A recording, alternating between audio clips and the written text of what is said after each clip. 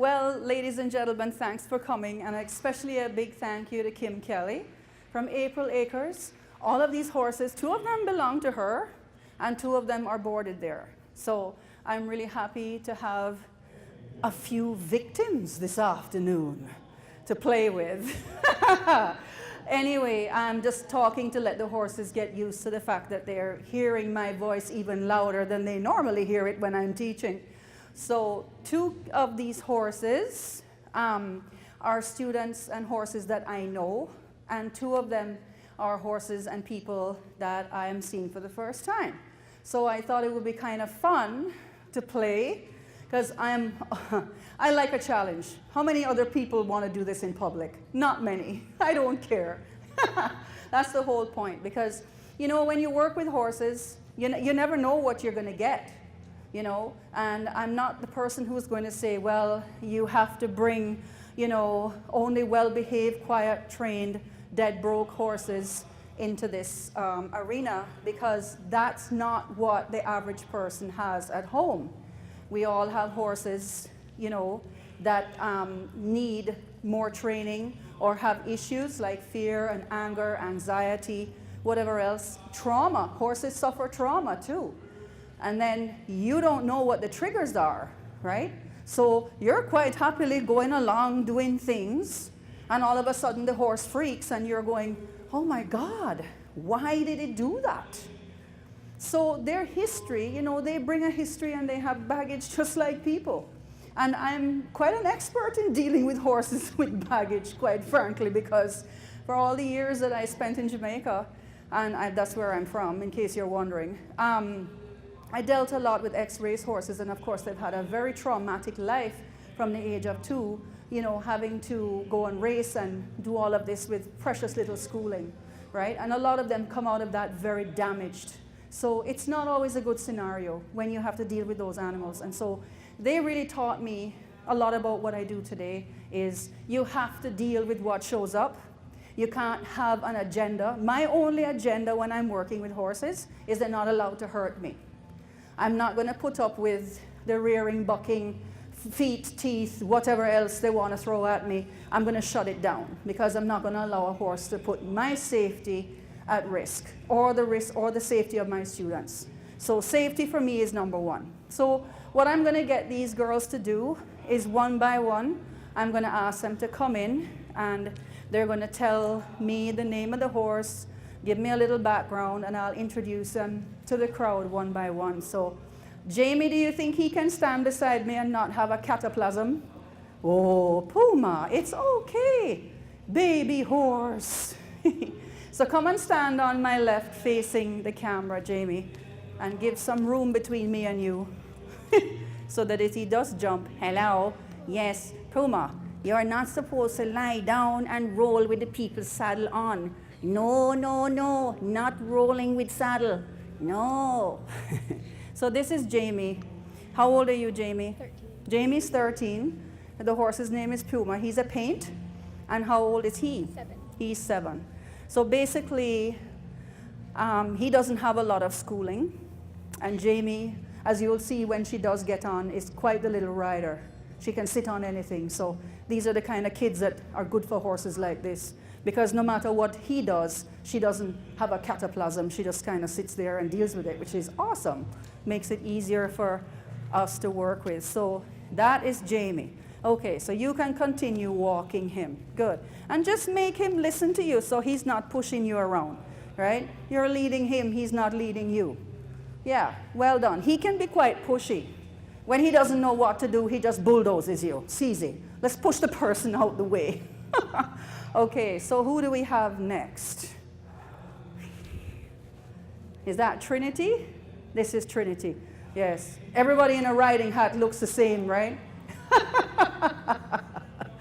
Okay, Trinity, awesome. So, how old are you? 16. Trinity is 16. She's the old people in this class. Oh, geez.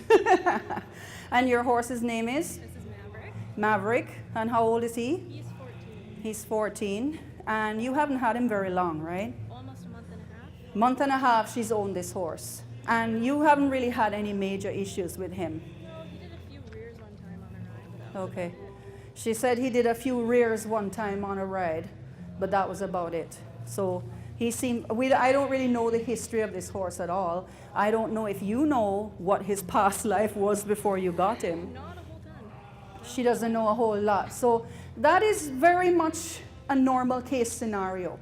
A lot of people get horses and they really don't know what they're dealing with. So I always tell people, you know, you need a year to get to know your horse, because you really have no idea what's in there, right? And they take a while for all of the things to show. So you really don't want to do too much until you've owned the horse a year. Take your time to really get to know them and see what they're like in different scenarios, you know?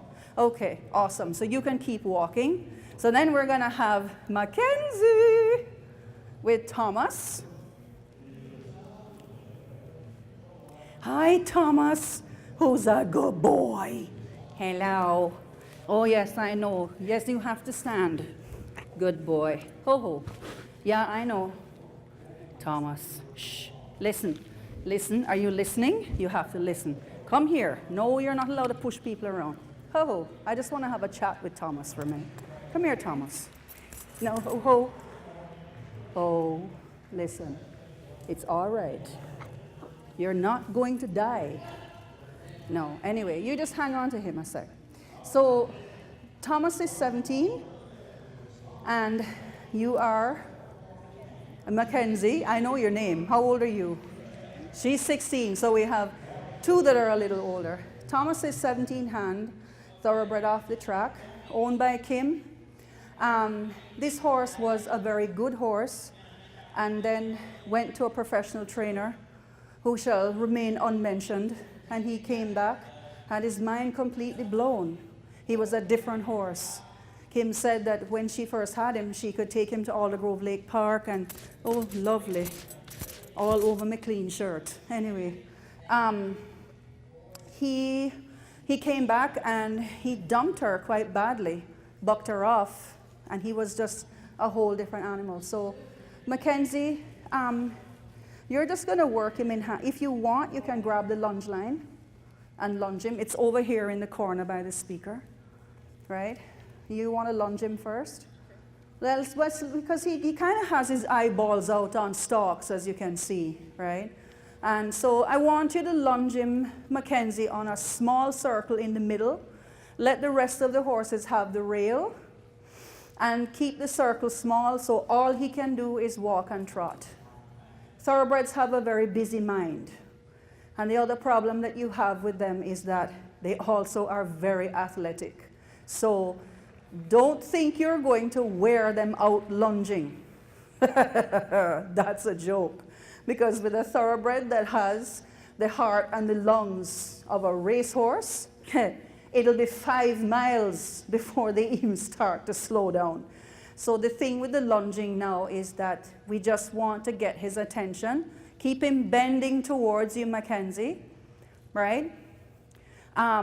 He's focusing on everything except her, as you can see. So this horse has had trauma in his life. He associates being in the ring with a trainer that something awful is going to happen any minute. And so he's a bit kind of hoo-hoo and wired for sound, right? That doesn't worry me. I've spent my whole life training horses like him. That's how I learned never get a thoroughbred too fit, because the only place you can take them is the track, right? The best thoroughbred to ride is a fat, lazy one. Because they do tend to get super fit very quickly. And then you have this monster roid monkey with muscles popping out of everywhere, and they're really, really tough to ride. So you don't really worry too much about fitness. These guys have amazing lungs and heart and can go forever. What you need with a thoroughbred is you need to have their mind. You need to make them think. Because thinking for them and focusing for them is the hard part, right? The easy part is go, go, go, and go like hell. The faster the better, because that we can do, right? So it's like the thinking, like, you mean I have to take 1 foot and do this? And you, yes, yikes, slow. And they go, oh my God, this is so much like hard work. because now they have to think the other foot slow, right? If you can slow the feet, you will get the horse's mind. You can tell he's kind of rattled, but that's okay. Okay, last one now, I think, is the Arab. So we have an Arab, a warm blood, a thoroughbred, and a paint. All different levels, all different ages, all different backgrounds. So this is not really meant to be a group lesson. This is going to be, I'm going to work with what I have lesson, right? And so, hello, what's your name? This is Ebony. This is Ebony, and you are? Brielle. Brielle. How old is Ebony? 17. Ebony is 17, and what is her history? Well, she was Trinity's horse. Yeah. And I've grown her once in a while. Yeah. She knew nothing when she came to Trinity. Okay, so this was the older sister's horse. This was Trinity's horse. And Trinity's done mostly dressage and stuff with her, and some jumping too, right? Yeah, yeah. Hello, old people. You are the grandmother in this group, you know. Wow. You think you're going to teach the others a few things? Eh? Maybe they can suck up some of your nice, calm energy. What do you think? She says, oh, Lord, just get on with it. I know what I'm doing. Those other lunatics over there need a lesson. Who's a good girl? You're a good girl. Yes, she said, I'm very sweet. Yes. I love older horses. They're awesome. Funnily enough, she and Thomas are the same age. But you can look at the difference in the temperament. Not just the temperament, because when you get Thomas's mind, he's awesome. But it takes you a little while.